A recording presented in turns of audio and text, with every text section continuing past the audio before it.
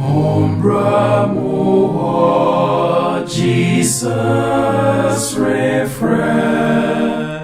Omafona ebu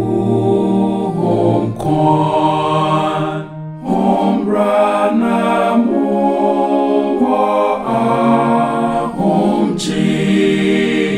zemawana water on born.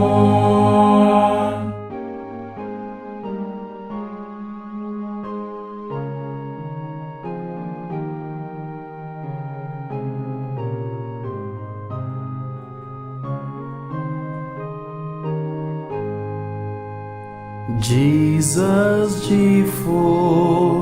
yabawo obiara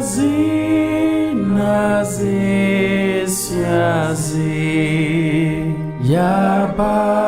asena kondanda yezibosoiwu Dembrezi firma Magdalena Fayene muye cheye Nadeye akra